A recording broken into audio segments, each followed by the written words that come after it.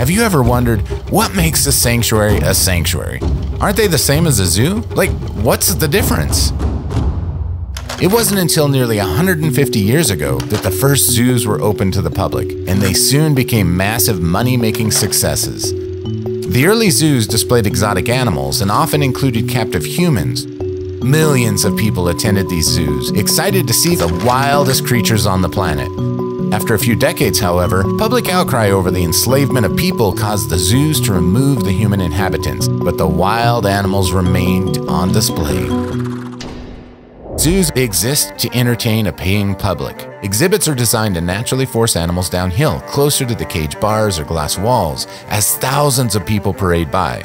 This causes the animals to constantly defend their territory against the perceived threat of so many people. As a result, many caged animals pace relentlessly, a sign of significant mental trauma and stress.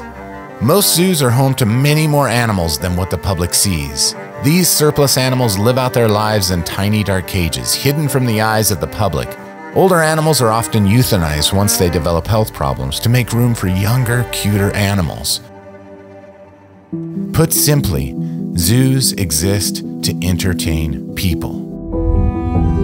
On the other hand, the wild animal sanctuaries focused entirely on the health, well-being, and long-term happiness of each of the animals that call the sanctuary home. Each animal is given enormous habitats, carefully designed to give them maximum space to roam freely. Underground caves, dens, and tunnels provide privacy and shelter from the elements. So, while visitors are always welcome in the sanctuary, they utilize an elevated walkway high above the habitats. This has absolutely no impact on the animals since they don't consider the sky their territory, and they don't feel as if they have to defend themselves from any sort of threat. The result? When each animal steps out into this enormous natural home for the first time, they will experience a freedom they have never before known. After a short time, their behavior begins to shift. Their stress and trauma seeps away, and they truly become wild and free.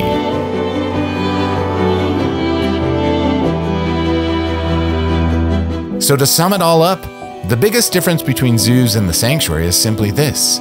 Zoos exist to make money and entertain the public, whereas the sanctuary's entire focus is to create the very best life for every single creature for the rest of their life.